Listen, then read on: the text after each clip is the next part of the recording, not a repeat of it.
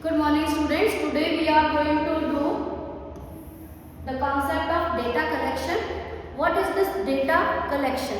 When we collect some measurements, some facts regarding what type of research, what type of investigation we are going to do, that collection of those facts or measurement is called collection of data.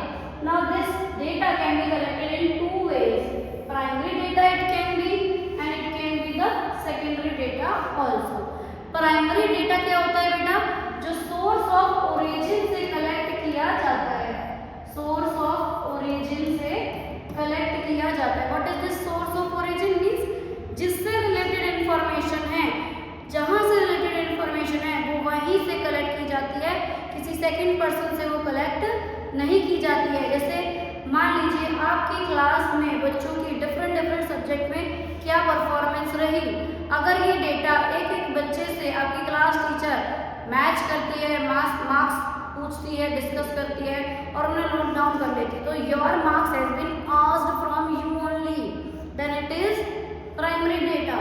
क्या है ये? Primary data है कि आप origin हो, क्योंकि आपके वो मार्क्स है. आपकी सब्जेक्ट टीचर भी ओरिजिन है, आपकी सब्जेक्ट टीचर से भी आपकी क्लास टीचर आपके मार्क्स ले सकती है, आपसे भी 1 to 1 आपके मार्क्स डिस्कस करके क्रॉस वेरीफाई उन्हें कर सकती है. तो ये उनके लिए क्या है? प्राइमरी डेटा है. लेकिन अगर यही डेटा जो आपकी क्लास टीचर ने कलेक्ट किया है वो डेटा स्कूल एडमिन यूज करता है, स्कूल एडमिन के किसी काम आता है, तो उनके लिए सेकेंडरी डेटा है, क्योंकि उन्होंने वो यहाँ आके कलेक्ट नहीं किया, वो आपकी टीचर ने कलेक्ट किया था और आपकी टीचर से उन्होंने कलेक्ट किया है. ठीक है, तो प्राइमरी डेटा क्या हो गया? जो ओरिजिन से कलेक्ट किया जाता है. सेकेंडरी डेटा क्या होता है? जो ओरिजिन से कलेक्ट नहीं किया जाता, बल्कि ये किसी थर्ड पार्टी से कलेक्ट किया जाता है जो ऑलरेडी इस डेटा को अपने किसी पर्पस के लिए कलेक्ट कर चुके हैं. मेरे एक शब्द पे ध्यान देंगे बेटा, मैंने क्या बोला है कि उन लोगों से डेटा लिया जा रहा है जो ऑलरेडी अपने किसी पर्पस के लिए उस डेटा को कलेक्ट कर चुके हैं. ठीक है, तो this is secondary data. These are called first hand data and these are called second hand data. और जो प्राइमरी डेटा होता है बेटा, जहाँ पे रिसर्च में अगर ये कंडीशन है कि रिजल्ट्स जो है वो 100% एक्यूरेसी के नियर बाय ही होने चाहिए या 100% ही होने चाहिए, then we use primary data. If there is the foundation के काम जो है वो जल्दी से हो जाना चाहिए, तो जल्दी से हम प्राइमरी डेटा को कलेक्ट नहीं कर सकते. If quick results are required, quick investigation is done, then secondary data is used to be collected. Okay, so this is the difference between primary and secondary data. This is collected from the source of origin and this is collected from some third party, those who have already used that data for their own purpose. This is time consuming method, क्योंकि हमें जाना पड़ता है, घर जाना पड़ता है, door to door जाना पड़ता है, पर्सन टू पर्सन मिलना पड़ता है, तो ये टाइम कंज्यूमिंग हो जाता है. और ये हमारे पास लेस टाइम टेकिंग है, इसमें ज़्यादा टाइम नहीं लगता है, क्योंकि ये हमें क्विकली या तो किसी प्रिंटेड पब्लिश्ड सोर्स से मिल जाता है या किसी एक पर्सन से ही हमें बहुत सारा डेटा इजीली और क्विकली मिल जाता है. ये थोड़ा कॉस्टली मेथड हो जाता है और ये लेस कॉस्टली मेथड होता है. इसे हम फर्स्ट हैंड डेटा कहते हैं, इसे हम सेकेंड हैंड डेटा कहते हैं. Now let's do the methods of collection of these data. Primary data, today we will complete these primary data.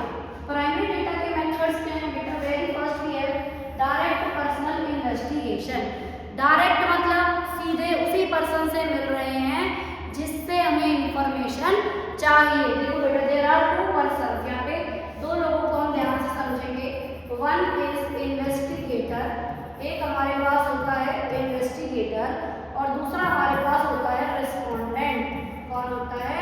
Respondent. जब ये दो लोग इन्वेस्टिगेटर और रिस्पोंडेंट फेस टू फेस मिल रहे हैं, इन्वेस्टिगेटर जो होता है वो 1 to 1 रिस्पोंडेंट से मीटिंग्स करता है और उनसे डेटा कलेक्ट करता है. That is called direct personal investigation.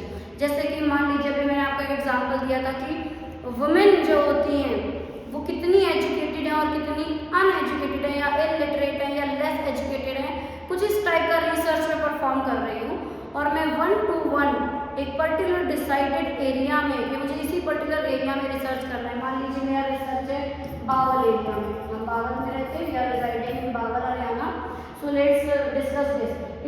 If my research topic is to find out how many female are educated and how many are uneducated in the Bawal region, Bawal region में कितनी female है जो educated है और कितनी female है जो uneducated है, इस टाइप का कोई मेरा रिसर्च है। तो मैंने क्या किया, मैं घर घर जा रही हूँ और हर फीमेल के साथ डायरेक्टली फेस टू फेस मैं खुद मिलती हूँ और उनसे डेटा कलेक्ट करती हूँ। तो ये कहलाता है डायरेक्ट पर्सनल इन्वेस्टिगेशन। अब बेटा देखिए कि ऐसी इन्वेस्टिगेशन जहाँ इन्वेस्टिगेटर एक एक बंदे से खुद मिल रहा है तो वहाँ 100% रिजल्ट आएंगे, एक्यूरेट रिजल्ट आएंगे, हायर एक्यूरेसी होगी। तो इसका फायदा क्या होगा इस मेथड का कि यहाँ हायर एक्यूरेसी होती है, ये डेटा ज़्यादा ट्रस्टवर्दी होता है। लेकिन इसमें एक ड्रॉबैक भी कि ये कॉस्टली और टाइम कंज्यूमिंग हो जाता है। क्यों? क्योंकि इसमें एक एक पर्सन से हमें फेस टू फेस मिलना पड़ता है। ये मेथड जो है लार्ज एरिया में सूटेबल नहीं पड़ता है। ये कहाँ सूटेबल रहता है? जहाँ स्मॉल एरिया ऑफ इन्वेस्टिगेशन होता है वहाँ तो ये सूटेबल है। मान लीजिए पूरे नेशनल और इंटरनेशनल लेवल पे हम कोई डेटा कलेक्ट कर रहे हैं तो वहाँ direct personal investigation method will not be suitable, so we have to choose some other method for that. So let's understand what are the other methods. This we have done. Now indirect oral investigation. Indirect oral investigation क्या होता है? देखो नाम बता रहा है यहाँ पे indirect। इसका मतलब इन्वेस्टिगेटर और रेस्पोंडेंट डायरेक्टली नहीं मिल रहे हैं, there is some third party जिसके थ्रू हमें इंफॉर्मेशन मिल रही है। तो that third party is known as witness. Third party को हम कौन बोलते हैं, क्या बोलते हैं? विटनेस बोलते हैं। तो अभी जो इन्वेस्टिगेटर है वो डायरेक्टली जो है वो रिस्पोंडेंट को नहीं मिल पा रहा है। ऐसा क्यों होता है? क्यों ऐसा होता है? May be respondent is not available and information is urgently required. May be the respondent is not in the condition to answer, so the witness is required. Maybe the respondent do not know our language, उसको शायद हमारी language ही समझ में नहीं आती है या हमें उसकी लैंग्वेज समझ में नहीं आती है। तो we need a third person जिसे हम विटनेस कहते हैं, उस थर्ड पर्सन से हम ये डेटा कलेक्ट करते हैं। This is indirect oral investigation. अब देखिए एक एग्जांपल, जैसे मान लीजिए एक रोड एक्सीडेंट हो जाता है तो जिस बंदे का एक्सीडेंट हुआ वो भी अवेलेबल नहीं है, जिसके थ्रू एक्सीडेंट हुआ वो भी अवेलेबल नहीं है। One is in hospital, one is in police custody. तो जो लोग वहाँ पे प्रेजेंट थे जिन्होंने एक्सीडेंट होते हुए देखा वो इन्वेस्टिगेटर को इससे रिलेटेड इंफॉर्मेशन दे सकते हैं। So this those are known as witness जिनके थ्रू हम इंफॉर्मेशन ले रहे हैं। This is direct indirect oral investigation. I hope that this is getting clear to you. अभी जैसे ये वाला मेथड हम स्मॉल एरिया में अप्लाई करते थे, ये वाला मेथड हम लार्ज एरिया में अप्लाई कर सकते हैं। और क्योंकि हम किसी थर्ड पर्सन से इंफॉर्मेशन ले रहे हैं, डायरेक्टली उस पर्सन से नहीं ले रहे हैं जिसके बारे में इंफॉर्मेशन चाहिए, तो यहाँ पे एक्यूरेसी लेवल इसके कंपैरिजन में थोड़ा कम होगा। डायरेक्ट पर्सन इन्वेस्टिगेशन में एक्यूरेसी हाई होती है, इनडायरेक्ट में उतनी हाई नहीं होती है। ये वाला थोड़ा टाइम टेकिंग था, ये लेस टाइम टेकिंग है क्योंकि एक ही बंदे से हम कई सारी इंफॉर्मेशन ले सकते हैं। Now let's move to the next one, information from local sources और कॉरेस्पॉन्डेंट्स। अब ये लोकल सोर्सेज और कॉरेस्पॉन्डेंट्स क्या है बेटा? जब हमारा फील्ड्स ऑफ इन्वेस्टिगेशन बहुत ज़्यादा लार्ज होता है, बहुत ज़्यादा लार्ज होता है, तो एक इन्वेस्टिगेटर के लिए it is not possible to travel far places. एक इन्वेस्टिगेटर जो होता है वो खुद अकेले दूर दूर तक नहीं ट्रैवल कर सकता है, उसकी कॉस्ट बहुत ज़्यादा आएगी, उसको टाइम बहुत ज़्यादा लग जाएगा। इसलिए वो क्या करता है, वो कुछ लोकल लोगों को अपॉइंट करता है। जैसे मान लीजिए हमें तमिलनाडु से इंफॉर्मेशन चाहिए and we are living in Delhi. मान लीजिए हम तो दिल्ली में रहते हैं लेकिन हमें इंफॉर्मेशन चाहिए तमिलनाडु से, तो हम क्या करेंगे, खुद तमिलनाडु जाएंगे और हमें जो है इंफॉर्मेशन 24 घंटे लगातार चाहिए। ऐसी इंफॉर्मेशन, मान लीजिए ऐसा कोई इन्वेस्टिगेशन जिसमें हमें लगातार 24 घंटे इंफॉर्मेशन चाहिए, तो हम क्या करेंगे, हम उन डिफरेंट प्लेसेस पर लोगों को अपॉइंट कर देंगे। अब लोगों को अपॉइंट करने की बात कही मैंने आप लोगों को, लेकिन लोगों को हम दिल्ली से भेजेंगे या वहीं से ही किसी को हायर करेंगे? तो ऑब्वियसली हम दिल्ली में से किसी को अपॉइंट करके तमिलनाडु या केरला या कर्नाटका नहीं भेजेंगे। हम उन्हीं प्लेसेस से लोगों को अपॉइंट करेंगे, क्योंकि उनकी ट्रैवल का खर्चा बचेगा, रहने सहने का, खाने पीने का खर्चा बचेगा, प्लस वो अपने लोकेलिटी के लोगों को जानते हैं, उनकी भाषा, उनके कल्चर को जानते हैं, तो वो हमें इजीली इंफॉर्मेशन दे सकते हैं, हमें प्रोवाइड करा सकते हैं। तो इसलिए हम लोकल लोगों को अपॉइंट करते हैं जब हमें वो वेरी लार्ज एरिया से और कॉन्टिन्यूअस इंफॉर्मेशन चाहिए, तो हम लोकल लोगों को अपॉइंट करते हैं उसी पर्टिकुलर लोकेलिटी से, और वही लोग हमें 24/7 हमें इंफॉर्मेशन देते रहते हैं। अभी इसका एग्जांपल क्या ले सकते हैं बेटा? जितने भी न्यूज़ चैनल्स हैं, जो ये न्यूज़ चैनल्स हैं, ये डिफरेंट प्लेसेस से लोगों को अपॉइंट करते हैं और वहीं के रहने वाले होते हैं वो लोग, क्योंकि वो जब 24 घंटे अपने एरिया में रहते हैं, 24 आवर्स अपने एरिया में रहते हैं, तो अपने एरिया की इन्फॉर्मेशन को हमें कंटिन्यूसली प्रोवाइड करा सकते हैं। तो this is information from local correspondent या local sources. Next come information through schedule and questionnaire. What is this schedule and questionnaire? जो ये क्वेश्चनर होता है, ये क्या है? एक पीस ऑफ पेपर है, एक सेट ऑफ क्वेश्चंस है, इसमें बहुत सारे क्वेश्चंस सेट करता है इन्वेस्टिगेटर और मेलिंग मेथड के थ्रू उन्हें ईमेल कर देता है। तो ये क्या हुआ? चीप सस्ता मेथड हो गया, एक ही क्लिक के साथ मल्टीपल लोगों तक ये क्वेश्चनर चला जाता है, तो ये एक सस्ता मेथड हो गया, लेस टाइम टेकिंग मेथड हो गया, इजी भी हो गया। लेकिन इसके कुछ ड्रॉबैक्स होते हैं बेटा। देखिए, मान लीजिए आपको एक क्वेश्चनर रैंडमली ईमेल आता है, sometime we ignore, sometime if we read we don't find it interesting तो we don't fill, sometime if we try to fill we don't fill that completely, और sometime if we fill but we forget to email back, उसको दोबारा से back email करना भूल जाते हैं, answer करना, रिप्लाई करना भूल जाते हैं, या जानबूझ के इग्नोर कर देते हैं। तो ये इस क्वेश्चनर का ड्रॉबैक हो गया कि जब हमने लोगों को क्वेश्चनर भेजे तो कई बार वो पूरा नहीं भरते हैं, कई बार वो भर देते हैं तो भेजते नहीं हैं, और कई बार वो पढ़ते ही नहीं है। ये ड्रॉबैक हो गया इसका। और इसका क्या ड्रॉबैक हो सकता है बेटा? कि ये क्वेश्चनर जो है सिर्फ और सिर्फ एजुकेटेड लोग भर सकते हैं, जो इलिटरेट है, अनएजुकेटेड है, उन पे तो ये मेथड सूटेबल ही नहीं है। ठीक है, इसलिए इसकी कमियों को पूरा किया जा सके तो हमने एक मेथड बनाया, शेड्यूल मेथड, जिसे हम एन्यूमरेटर्स मेथड कहते हैं। What is this enumerators method? ये एन्यूमरेटर्स मेथड क्या होता है बेटा? एन्यूमरेटर कौन होता है? ये एक एक्सपर्ट पर्सन होता है। कौन है ये? एक एक्सपर्ट पर्सन है जो ह्यूमन साइकोलॉजी को जानता है, जो लैंग्वेजेस को जानता है डिफरेंट, जो ये जानता है कि क्वेश्चनर को कैसे फिल करना चाहिए। तो ये एक एक्सपर्ट पर्सन होता है और इसे हम हायर करते हैं, इसे जॉब पे रखते हैं, इसे काम देते हैं कि ये हमारे क्वेश्चनर को पर्सन टू पर्सन जाएगा, उनसे क्वेश्चन पूछेगा और खुद भरेगा। क्वेश्चनर लोगों को भरने को नहीं देगा, खुद उसे भरेगा। तो इसे हम एन्यूमरेटर मेथड बोलते हैं। अब इस मेथड के भी कुछ फायदे और कुछ नुकसान हैं, क्योंकि मान लो ये इलिटरेट लोगों पे भी अप्लाई हो सकता है, लिटरेट दोनों इसमें शामिल हो जाते हैं।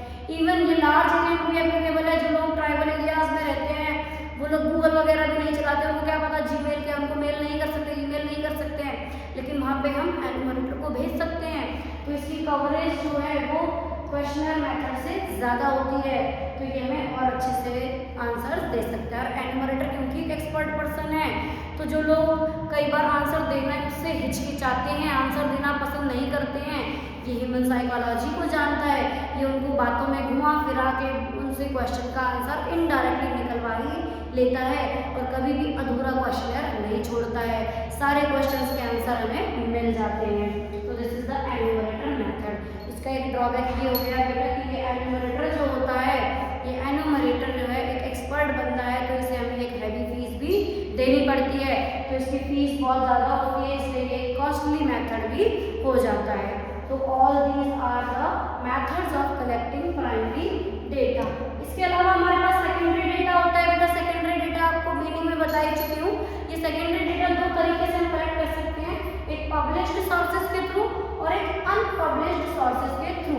ये पब्लिश्ड सोर्सेज क्या होते हैं? जो मैगजीन्स में, जर्नल्स में, न्यूज़पेपर में, वेबसाइट्स पर पब्लिश किए जाते हैं, पब्लिश करना मतलब पब्लिक तक पहुंचाना। तो ये पब्लिश्ड डेटा जो होता है ये भी सेकेंडरी डेटा होता है, क्योंकि पहले किसी ने कलेक्ट किया हुआ तभी तो पब्लिश किया है। तो this data has already been collected and used and then it is published for other people to be used. Okay, so what are the sources of published source? Government publication, जितनी भी government organisation है ये अपना data जो है अपनी websites पर publish करती है। That data is the government publication data. जैसे आरबीआई है, आरबीआई के बुलेटिन छपते हैं, उसमें आरबीआई की गाइडलाइंस, रूल्स, रेगुलेशन, जो भी उनके रेट्स चल रहे हैं, इंटरेस्ट रेट्स चल रहे हैं, बैंक रेट्स, सीआरआर का रेट, इनको ही अपडेट करते रहते हैं, अपनी मॉनेटरी पॉलिसी को अपडेट करते रहते हैं, time to time information publish करते रहते हैं। तो वो डेटा कौन सा डेटा कहलाता है? गवर्नमेंट पब्लिकेशन का डेटा कहलाता है। ये जो सेमी गवर्नमेंट ऑर्गेनाइजेशन होती हैं इसमें हम म्यूनिसिपैलिटी कॉरपोरेशन का एग्जांपल दे सकते हैं कि म्यूनिसिपल कॉरपोरेशन या जो लोकल ऑर्गेनाइजेशंस होती हैं जिसमें पार्शियली गवर्नमेंट का रोल होता है और पार्शियली प्राइवेट सेक्टर का रोल होता है, they also provide us some published data. And जैसे कि म्यूनिसिपल कॉरपोरेशन है, म्यूनिसिपल कॉरपोरेशन हमें death rate, birth rate, sanitation, education, इस चीज़ से रिलेटेड डेटा प्रोवाइड कराती है। तो this is semi government publication. Then publications of trade association, जितने भी कुछ मान लीजिए ट्रेडर्स हैं वो सेम फील्ड में ट्रेड करते हैं तो वो अपना ग्रुप बना लेते हैं, अपने एसोसिएशंस बना लेते हैं और इनके लिए जो चीज़ हेल्पफुल हो उससे रिलेटेड डेटा को भी अपनी वेबसाइट्स पर पब्लिश करते रहते हैं। Then comes journals and papers.